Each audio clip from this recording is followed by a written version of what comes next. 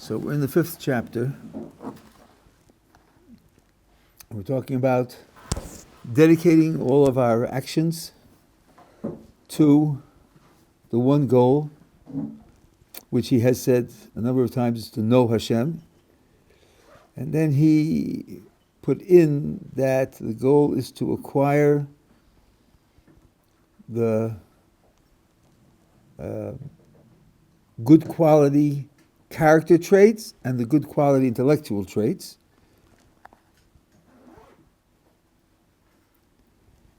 And then he talked about organizing life around this one goal,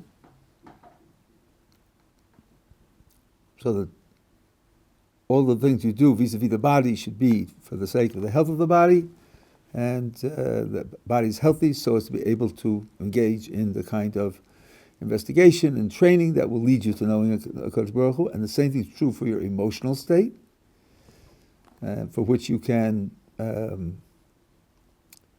take resources and time and effort to invest in your emotional state, because that's also part of what will enable you to achieve this kind of knowledge. And then he says that a person who lives in the world and doesn't have this goal in mind, for example, who eats food on the grounds of how it tastes, without any thought to even his health, is an animal.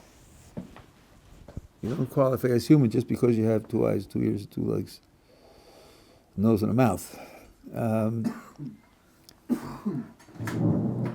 And he quotes a verse from Psalms, Nimshal kabehemes nidmu, became like animals.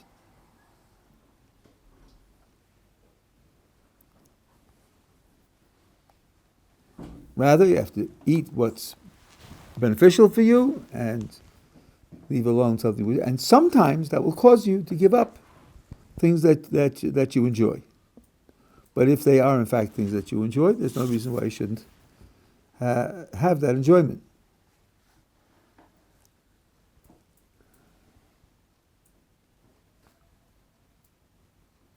Now, you might have a person whose goal in all of these activities is to have a healthy body. But why does he want to have a healthy body? Well, he wants to have a healthy body because he wants to be saved from diseases. So he doesn't understand what the value of a healthy body is. He thinks a healthy body just means you won't be sick and you won't suffer pain. This also is not a virtue. It's not a praiseworthy way to live. Because he's chosen the pleasure of health as opposed to the pleasure of the food. But his choice is a choice of pleasure.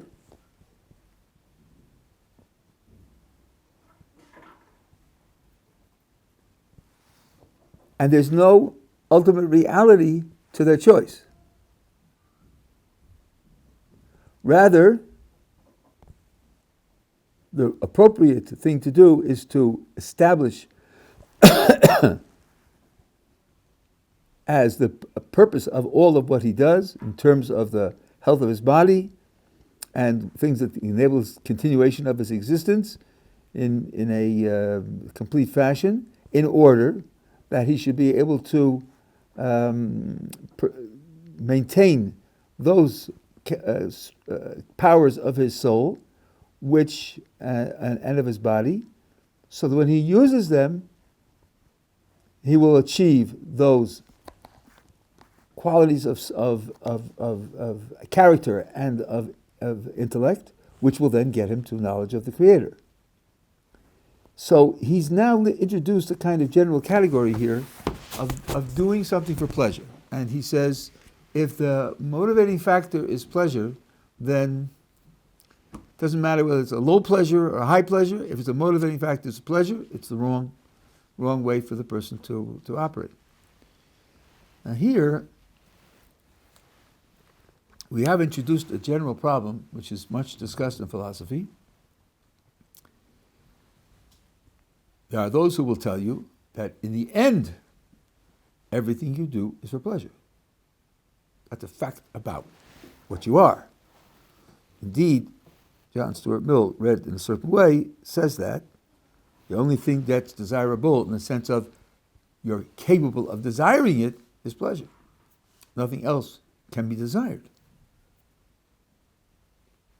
So the Rambam is condemning doing things for pleasure as subhuman. It sounds like there's nothing left, because if it's a fact that everything we do is always for pleasure and only for pleasure, then there's no alternative.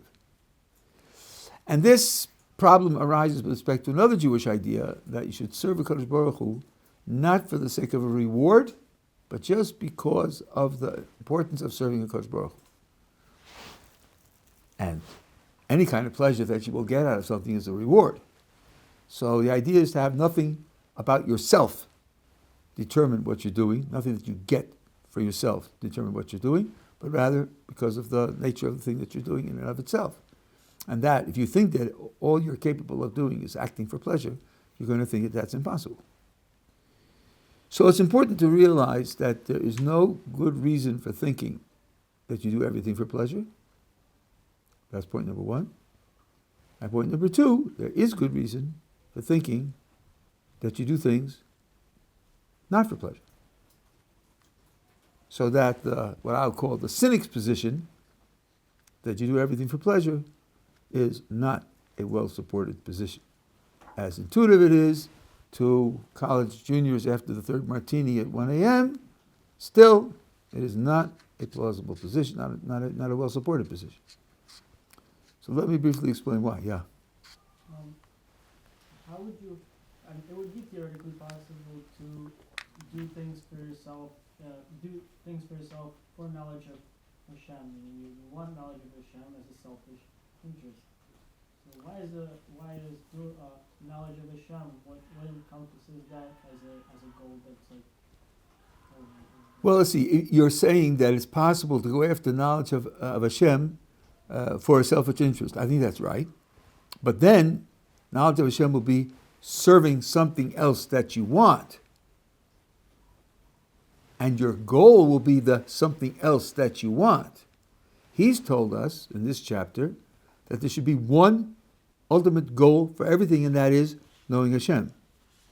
So he's not allowing that it should be for the sake of something else that you want. Your whole goal in life, your sole goal in life should be to get to know Hashem. So although what you say is true psychologically, he's ruling that out as also subhuman. Yeah. What was the second? Was the first point that there's no good reason to think you do everything for pleasure, and then that second reason, what was the? Okay, I mean, I'm sort of playing with the words here. You're considering hypothesis A. The first thing you ask is there good reason to think that A is true? You get a negative answer. Nope, there's no good reason to think that it's true. That doesn't mean it's false. That doesn't even mean there's good reason to think it's false. All you know is there's no good reason to think that it's true. Then you have to open a separate investigation. Well, is there any reason to think that it's false? Could be that we're just totally ignorant about A, and we have no opinion one way or the other. So I separate this out into two jobs. The first is to show there's no good reason to think it's true. That takes off the pressure. But we need it to be false. So it'll be important to see that there's good reason to think that it's false. There's a general point in logic. Who has the burden of proof? It's a whole long thing which I've talked about a number of times. I'm not going to go to it now. That's too far into the background. But briefly, the idea is this. When people try to sell you the idea that you do everything for pleasure, the way they do it is to challenge you. You give me an example of where what you did was not for pleasure, and I'll show you you're wrong. It really was for pleasure. You're choosing the example. You choose your best example, I'll defeat your best example. And that shows that you're wrong. So here we go. I say, here's my example. It's January 16th, and it's Chicago, and the wind chill is minus 50 degrees. And I'm driving on the freeway, and there's a car pulled over, Now, this is an ancient history story. About 40 years ago, there was a white handkerchief on his radio antenna. Today no one would stop. I'm afraid to shoot you and rob you. But there was a time when people stopped. It did happen. You can read about it in history books.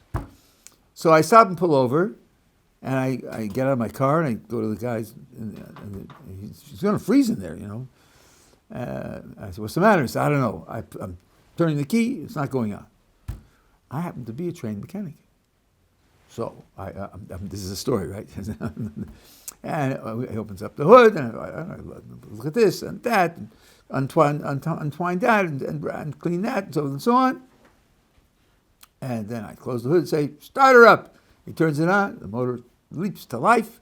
I get in my car and drive away. The sleet is covering my license plate, so he can't take down the license number and identify me.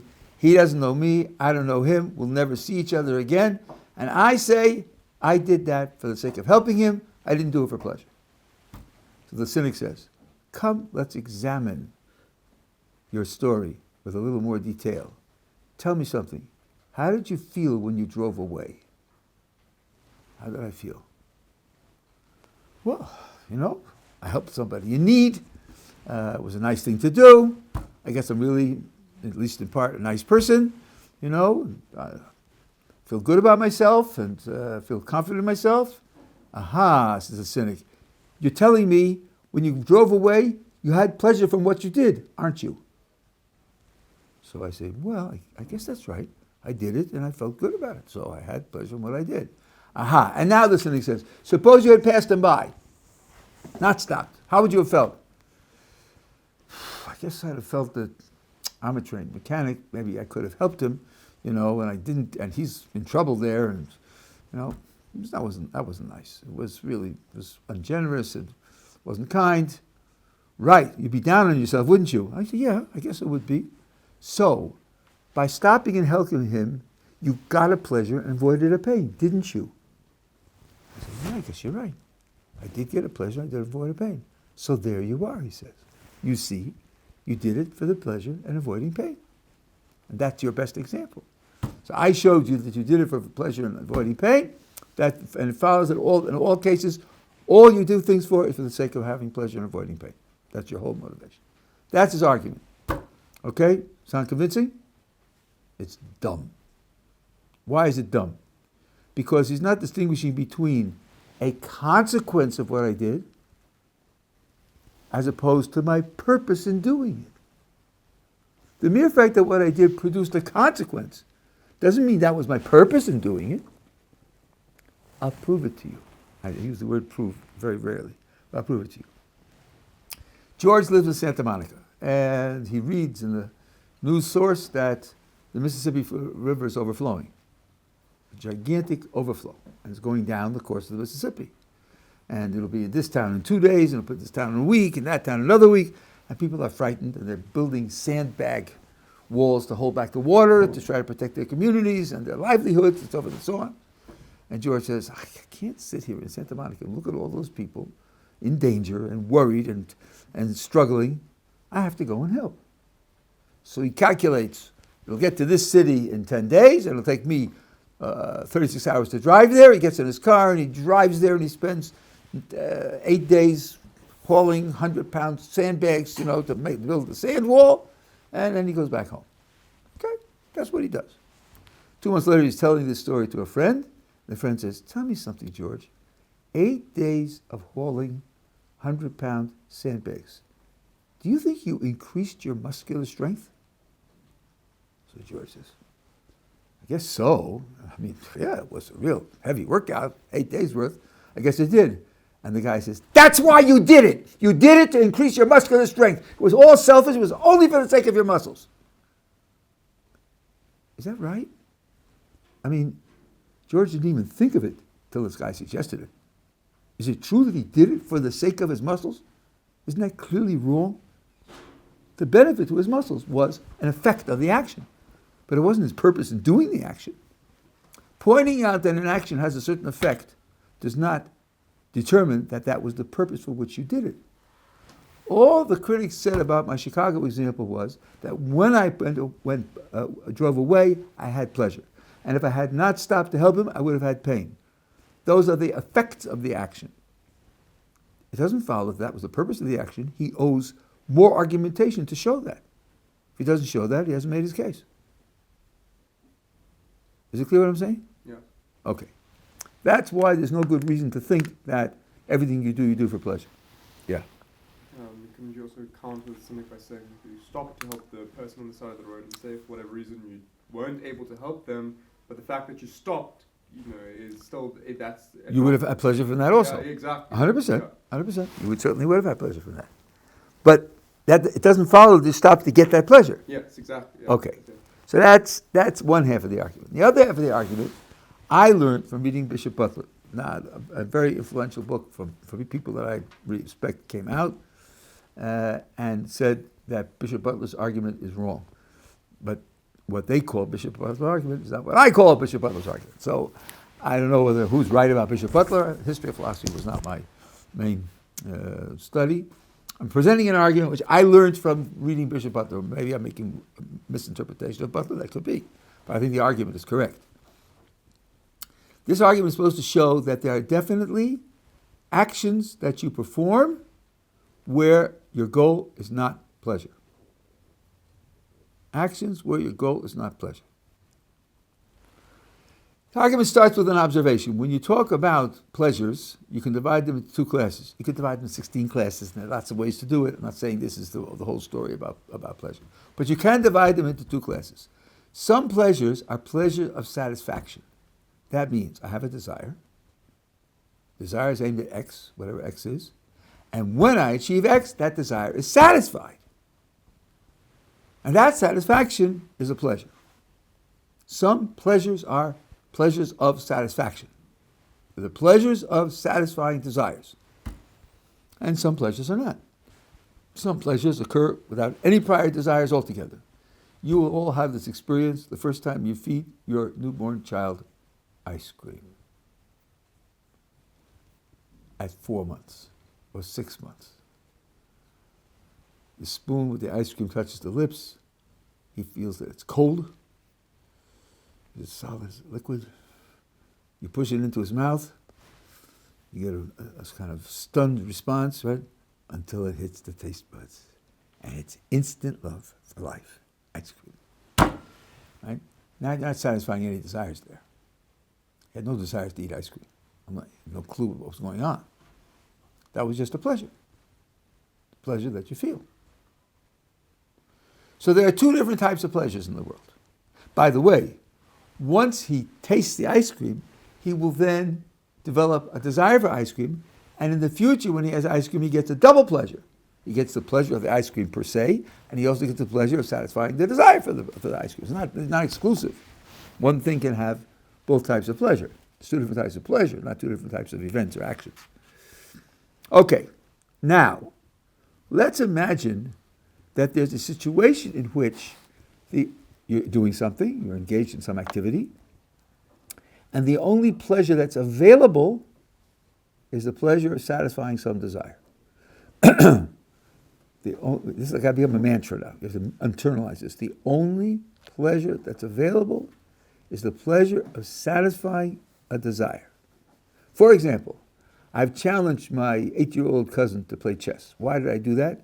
Because I want to encourage him to play chess. So my goal is to artfully, skillfully disguise the fact that I'm losing the game so that he'll win the game. And when he wins the game, he'll feel a certain amount of self-confidence and he'll play more chess. That's my goal in engaging in this activity. Okay. What pleasure could I possibly get out of the activity? The only pleasure that's available is satisfying my desire to increase his interest in chess. Suppose I win the game. I'm playing with an 8-year-old. Hello, I'm not going to get any pleasure out of that. That's dumb. Here's a situation in which the only pleasure available is satisfying the desire. Now, I've said that 6 times. It's getting boring already, I hope. But I'm going to now pull the rug out. So, because I have only one step left to go to get to my conclusion. Given that we're talking about a situation in which the only pleasure available is satisfying the desire, what is the desire a desire for? What's the goal of the desire? What is it that the desire wants? What is it that will satisfy the desire? Could what the desire wants be pleasure? According to what we said, it cannot. Because then there would be two pleasures, not one. There'd be the pleasure that is used to satisfy the desire and the satisfaction of the desire. There'd be two pleasures, not one. Like the ice cream case.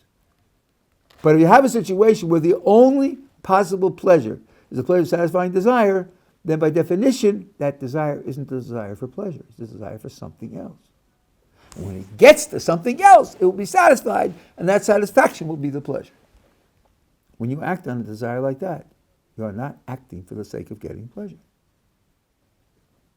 You get the pleasure because it satisfies the desire that's moving you to act. But that's why the pleasure is an outcome. It's an effect of the action.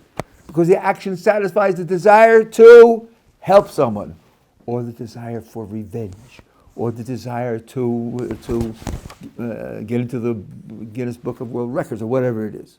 But the desire isn't the desire for pleasure, because the only pleasure available is the pleasure of satisfying the desire. And since we are in cases like that, like the chess case that I gave you, so there are definitely desires that aren't desires for pleasure, and when you act on the desire, that's such a desire, that action is not done for the sake of pleasure. That's Bishop Butler's argument as I understand it, yeah. Would you have to do with the fact that sometimes people have pleasure, more pleasure in wanting to do something than actually doing it? You get more pleasure in expecting the pleasure. I doubt that that's realistic. I doubt it's realistic. You say a person wants to do something, but he hasn't got the money to buy a ticket. And somebody says, I'll give you the money to buy the ticket, and he says, I don't want the money. I'd rather not be able to do it because I want to be in the situation of wanting to do it, but I don't want to do it. If you want to do it, then you want to do it. It's like you can't say I want to do it, but I don't want to do it. I mean, it's unless you talk about some kind of psychological sickness where things are confused and illogical. I don't think you mean what you say. But I don't think it's germane to the point that you're trying to make. What you're saying, I don't think, so it doesn't intersect with what I'm saying. All I'm saying is that some desires are not desires for pleasure, and when you act on a desire whose goal is not pleasure, then your action in that case was not for the sake of getting pleasure. So it shows that there are some actions that aren't for pleasure. There's a further question to ask here, which I'll raise in a moment, but this far, I think the argument works. Am I missing something in what you're trying to say? I'm thinking of a situation of like addiction, maybe where somebody has an irrational desire, and really it's the desire to do whatever he wants is actually, he gets more pleasure from like anticipation than actually receiving the thing. That could be. There could be more pleasure in the anticipation than the pleasure he gets from actually getting it. But that doesn't mean there's no pleasure and satisfaction. It's just that could be. In particular, often we don't realize what the accompanying circumstances will be when we satisfy the desire. And then we say, I was disappointed. I wish I hadn't had this desire because it led me into something which in the end wasn't worth it. But that doesn't mean there's no pleasure in satisfying desire. There is, and there are other things going on which, as a package deal, made it not worth it. That certainly could be. Yeah. Is satisfying the pleasure sensory in nature? So I say that again. Is it satisfying the pleasure of what? Is satisfying the pleasure sensory in nature? Well, you mean satisfying the desire? You don't satisfy pleasures. No, not the desire. I'm trying to distinguish between the two because in the first example, the ice cream, it seems that if you want to,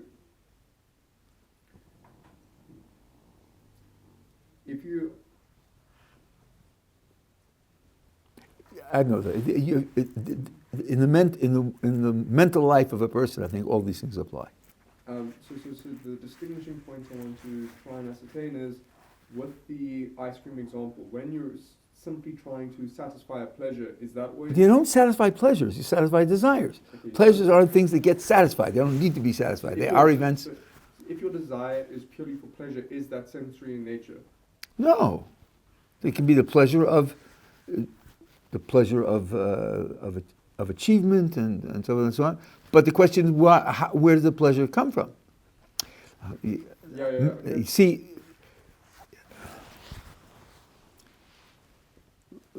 you can build a tower here. Let's say you have a desire.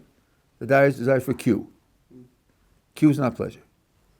But like every desire, when you get Q, the desire for Q will be satisfied, and that'll be a pleasure. Now, you take a look at yourself and say, hey, I want Q. If I get Q, my desire for Q will be satisfied. That's a pleasure. I also want the pleasure of satisfying that desire. That could be. Now you have two desires. But the desire for pleasure is built on the desire. There's not a desire for pleasure. The first is desire for Q, and Q is not a pleasure. Yes. Then you anticipate, when I get Q, my desire for Q will be satisfied, and that'll be a pleasure. And then you think, that's another reason for going after Q, because I'll have a pleasure of the satisfaction of the, right? Yes, yes. So now I've got a desire for Q, and a desire for the pleasure of satisfying the desire for Q, and both of them are there, and both of them are real, and both of them will function, and one is a desire for pleasure, but the tower is built on a foundation of a desire that's not a desire for pleasure. And so the desire, in the chess example, you have a desire to spark an interest in chess for your cousin, and then if you actually spark a desire for chess, that becomes its own pleasure. Exactly, and I could have desired that pleasure also. Quite right. So the argument is only supposed to show that there are desires that are not desires for pleasure, and therefore there are actions which aren't actions for the sake of pleasure. That's what it's supposed to show. Now, the clever critic at this point says, okay, I agree with you, there are actions which are actions for things that aren't pleasure, but I say that all of them are actions designed at getting things which are means for future pleasure. That's what I say. I'd say I'm still right as a cynic. So, the person wants money, but he wants money because he wants to buy a house. And money isn't pleasure. He wants money because he wants money. And of course he'll be happy when he gets the money because he's satisfied the desire for money. That's a desire for money. But we're going to use the money to buy a house. He's buying a house to get pleasure. So in the end, all your ultimate goals are pleasure. True, there are actions which to themselves aren't actions for pleasure, but they're actions for means for pleasure. And what you're aimed at, your motivation is always determined by a pleasure outcome. So, when the critic says that, we're playing the game of burden of proof now. The first thing you say to him is, okay, what reason do you have to think that's true? You're saying that they're all only means for pleasure. But you can say what you want, but that's no reason to think you're right. Do you have any reason for thinking you're right? He hasn't got any reason for thinking he's right. Well, then let's play the same game. Is there any reason for thinking that he's wrong? I think so, because I think when you examine your own psychology, the psychology of other people, there are times when a person wants A for B and B for C and C for D, and when you ask him, why do you want D? The answer is, I just do. I'm not getting D for E. There's nothing else that I'm using D for. D is the end of my motivational chain. That's what he says about himself. And often D is not pleasure. At this point, when people testify that that's how their psychology works, and you say, I think they're all wrong, then you owe evidence. You owe evidence. People are convinced by examining their own psychology that this is the end of the motivational chain. So, for example, maybe we talked about this, I can't remember. So, for example, if a person repays a loan, and you say to him, why did you repay the loan? He says, what do you mean? I borrowed the money, so I paid the money back. When you borrow money, you have to pay it back. Yeah, but why did you do what you have to do?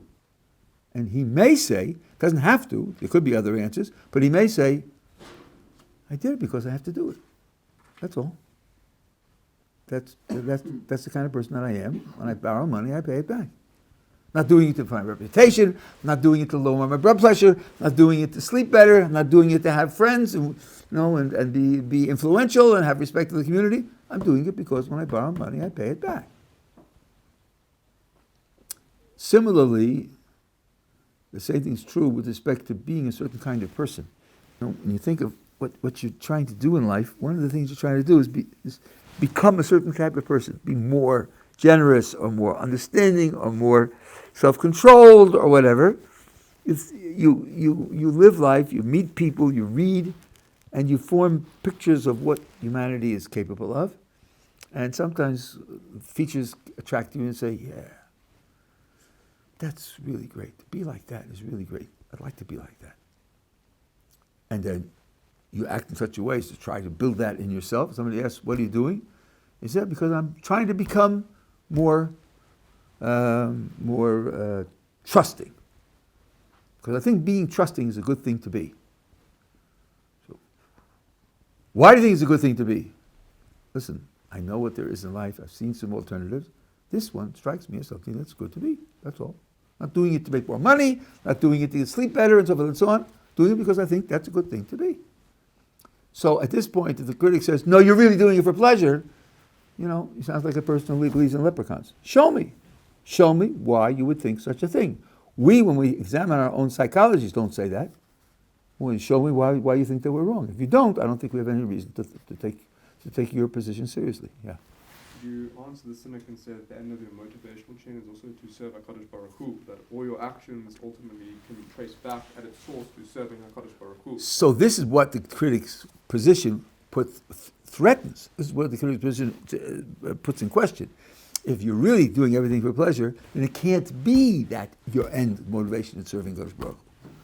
That's why it's important to defeat him on his own grounds. Yeah. That's one of the reasons that I raised it.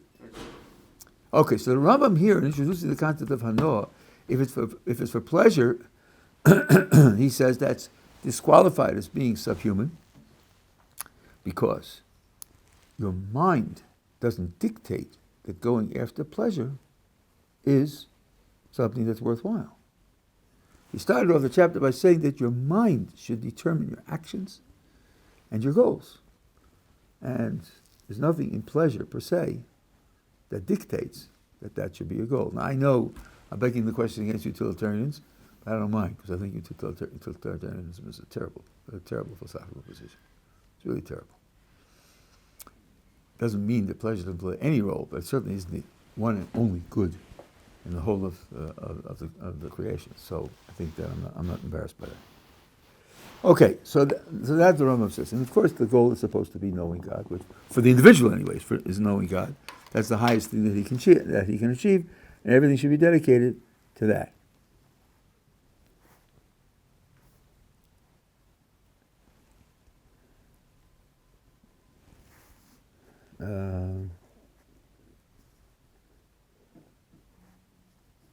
So then when let's say a person informs himself, he's learning various disciplines and various sciences. Why is he doing that? He can't be doing it just to become well-informed and to know the world. I wouldn't say that that's animalistic, but it's, in a certain sense, subhuman because there are higher goals than that. Now, he may just be ignorant. He may just not know that's a higher goal, but he's still unfortunate. Because he's dedicating him to something which is of inferior importance.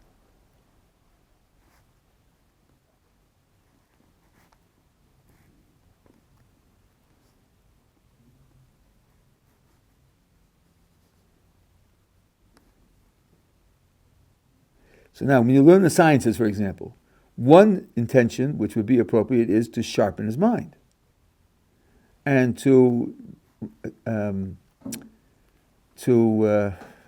acquaint himself and become something that becomes regular and habitual in the ways of logic and the ways of how to prove things. And all that would be preparation for his ability to study the arguments and discussions and definitions which lead you to the knowledge of HaKadosh Baruch Hu. So here the effect could be very indirect. Just like doing exercises as a musician is very indirect effect on your ability to play actual musical compositions. Or doing just muscle exercises has a very indirect effect on your ability to do sport. But it's important.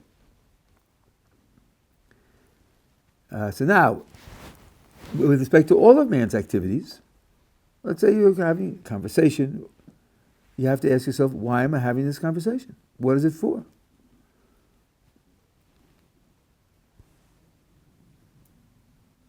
And in what way will it contribute to my efforts to satisfy the ultimate goal, which is knowing HaKadosh Baruch Hu?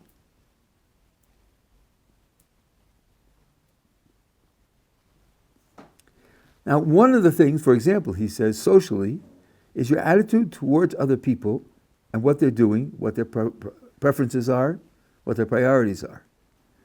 And he says,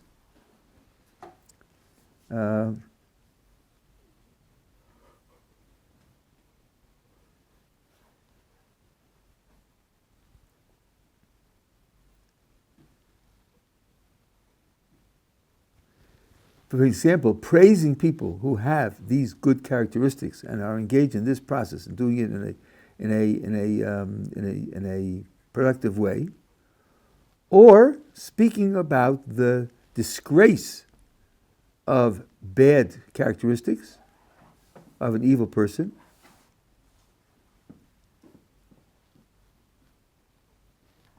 it's because criticizing people who have bad characteristics, if the purpose of it was to disgrace them in the eyes of other people so as the other people will learn the disgrace and then distance themselves from it, then it's an appropriate thing to do. So now, people have learned laws of Lashon Hara. This is a very important idea. You're speaking about people disparagingly. There is, for example, brought in the laws of Lashon Hara, let's suppose you're together with a group of people, and people in the group are praising evil people. And if you remain silent, it's going to be interpreted that you agree with them. Then you must speak up and disagree. And you must say what they're doing is wrong, it's bad, it's disgraceful. You're speaking Lashon Hara. Well, you are advertising the evil in these people in front of people who don't understand that and could be affected by it and be injured by it. So that's what's called a toelis, something which is appropriate to do. Rambam was one of the first to codify any of the laws of Lashon Hara. He's telling us here that this could be done. Of course, the prophets did this all the time, and even in the Tanoim, we had someone who was sick, and someone visits him and says, if you didn't do anything wrong, then you wouldn't be sick. Think again. Think more carefully about what you did. And then he comes in and he confesses, I see, you pointed out, right, I did make that mistake. So you're bringing out someone's mistake. But of course, that's for the sake of his understanding better what's happening and being able to deal with it in a productive way, in a spiritually productive way.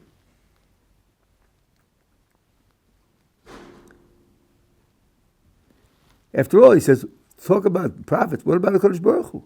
Kodesh Baruch Hu says, don't do like the actions of Egypt and like the actions of Canaan. These people did bad things, don't you be like them. We say that the Kodesh Baruch Hu fulfills the whole Torah. Why isn't the Kodesh Baruch Hu guilty of Lashon Hara here? Because it isn't Lashon Hara to do that. You lived in Egypt, maybe you learned from things they said. You're going to live in Canaan, maybe you learn from the things that you see them doing. Don't do that, because they're evil, and you mustn't be affected by them.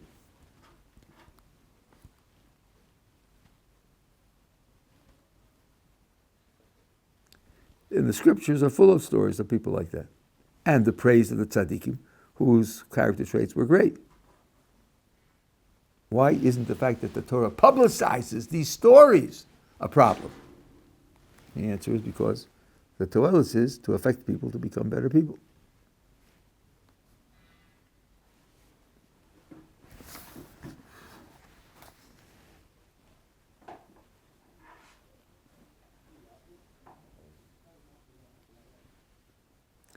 If a person sets this to be his goal, it's going to have an effect on his activities, a very great effect on his activities. A lot of the things that he used to do, he's not going to do anymore. Because almost everyone is a mixed bag. You don't have the right goals all the time, or you have the right goals, but you don't act on them appropriately. And a lot of the things that you do are either wasteful, or they create negative consequences. Just imagine, let's just take food. A person only ate for the sake of the health of his body. I think it would change people's diets quite considerably. Maybe not everybody. Maybe there are people who are careful about their health, but for most people, that would change their diets quite considerably. Now take speech. Wow. Speech is like almost impossible to think of as being controlled in that way, where everything you say has some connection to this ultimate goal. So it's going to have a big effect on the activities that you engage in. You want to say something? No. Okay.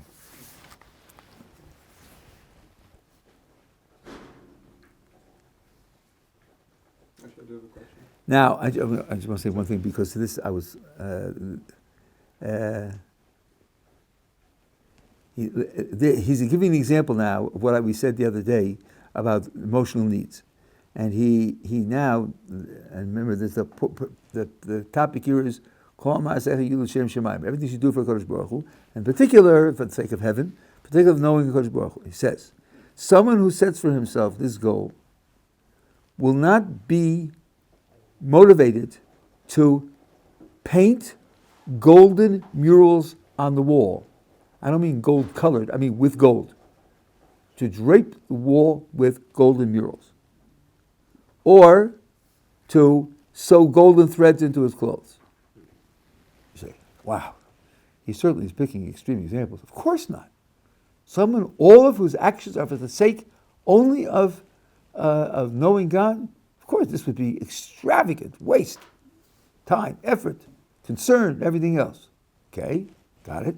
I hear that. It's a very extravagant example. The next word is unless. You mean there are times where a person whose whole goal in life is to know God and to do things that will bring him to the knowledge of God would paint golden murals on the wall and would sew golden threads into his clothes? And the Rambam says, yes, there are times when a person whose whole purpose is to know God would do that. When would that be? His kavanah is contagious to distance from his soul. To strengthen his soul and to remove from him its sickness, so that it will be clear and pure in order to receive the wisdoms. In other words, your psychological needs might require this. The person who is in despair, a black mood, the means to remove that black mood, which is preventing him from knowing God, might be painting golden murals on the walls and sewing golden threads into his clothes. And if that's true, then that's the right thing to do. He's doing that for the sake of knowing God. This, when I talked about casting the net, this is really an extreme example of how wide the net can be cast.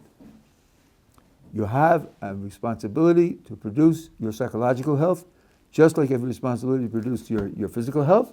Responsibility is because only with a healthy body and a healthy psychology will you be able to persevere and be successful in the project of knowing God. And if it takes this kind of extravagant expense to do it, pay it, and it's right, and you'll be rewarded for it, for having golden murals on the walls and golden threads in your clothes, because it's all for the sake of that goal. So again, when somebody says you've only got one goal and that's going to cut out all of life, no, it just gives a position in which these things in life can be used for that purpose. That's why I talked about rest and recreation. Rest and recreation is much closer to reality than sewing golden threads in your clothes. People need to have time off. I know one psychologist who says that he's a basic human need for entertainment. The time when you want something to be providing you without any effort, without any creativity on your part, providing you with something that stimulates you. And he says it's a basic human need, and everybody has it. And if you don't give into it from time, if you don't satisfy it from time to time, then you'll create strains in your life, which will cause other difficulties. I don't know whether it's right or wrong. I haven't studied psychology, whether entertainment is a basic need. But that's what the Rambam is talking about here. So this shows you how seriously he meant how that anything that is necessary for this goal, it becomes part of the appropriateness of the way you live your life, even when it's something which is very extravagant. And he quotes a Gemara which says that for a Torah scholar, a nice house, a beautiful woman, wife, and nice furnishings are appropriate for a scholar. Because without nice surroundings, the soul becomes weary, it becomes dulled. You know, there was a time, I'm here for many years, there was a time when the downstairs didn't look like this. The downstairs was a wreck, and there were no windows, and there were only fans, and we haven't like in this dungeon for like 20 years. And in August in Yerushalayim it can get very hot, and it was very hot, and the fans were not adequate. And when I used to teach this, I used to think, well, of course, what should we say about the happy light? Does the Rambam says this? Yeah, you're right. The Rambam saying this, but it's true that it's something which can have that effect, and you have to take it into account, and you have to make use of it. Now, of course, everybody's different, and at different times of life, you'll have different needs, and different conditions of life, you'll have different needs. So you can't make a general rule out of it with any specificity. But the category is there. And like all things in life, since people are very prejudiced in their own case, and not only are prejudiced to be lenient, sometimes they're prejudiced to be overly severe in their own case. It's very important to take counsel with others who can help you get a more objective perception of where you're really standing. Yeah. What ideal would counter this, like how the Chafetz Chaim used to live? Why would he do that to himself and subject himself? In a certain sense, I just answered that. In other words, different people will have different needs, and different times of life will have different needs, and you can have people who are at the extreme of the spectrum, where not having things doesn't bother them. Their life wouldn't be improved if they had more. You can have that. When I was here first 42 years ago, I was in yeshiva, and there was a Baal Tshuva in the yeshiva, and the question came about what is he going to do on Pesach vacation. So he said, my parents wrote to me, maybe in their 3 weeks of Pesach vacation, you'll spend some time seeing the land of your fathers. And he wrote back, I'm hoping to spend the 3 weeks of our Pesach vacation in seeing more of the Torah of my fathers.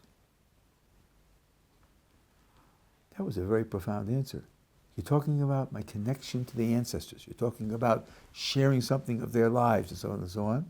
Yes, you can go look at the vineyards that they lived in and the mountains that they climbed, and you can also look at their thoughts and their values and their understanding and their example of their exalted deeds. That's also a connection to my ancestors, and it's area that needs to be explored, only happens to be intellectual area rather than physical area. I think he was making a very profound point. So I think different people have different needs. And the Chafetz Chaim obviously didn't need any, because he could have had, like that, anything he wanted. There were people lined up, ready to give him. I think it was of Aaron Leib, who didn't have, he had a very, very old refrigerator. And they couldn't convince him, so once when he was away, they switched the refrigerator. Got rid of the old one, and they put in a new one, right? Robertson put it in the bedroom. She was embarrassed to have it. She didn't throw it out, but she was embarrassed to have it, so she put it in the bedroom. Rabbi Yehuda, the Gemara says that there was a rabbinic convention, they were trying to decide important things, and they sent a message to Rabbi Yehuda to come and join us. And he said, I'm sorry, I can't. Why not? Because my wife is out. Your wife is out, and therefore you can't come? Yeah, because we share one garment. She has the going out garment, and I don't have one, so I can't go out. So they sent him a garment, and he said, no, one, not two. We don't live with two garments. We live with one garment. That's how we live. He didn't need two garments. He didn't need it. And he made it a point of living with that. So not everybody has similar needs, but the Rambam is legitimizing this for people who have the needs. What he's doing is countering someone who will say, I know you want it, but you don't really need it. And I know you'll be unhappy without it. Live with the unhappiness, because that's what God wants. God wants struggle. God wants you to show that you really mean it, and by giving up things and so forth and so on. You know what I'm saying? That's not always the right attitude. Especially if it causes you this kind of depression, it's not the right attitude. That's the point of what the Rambam's doing. We will, Hashem, pick it up tomorrow.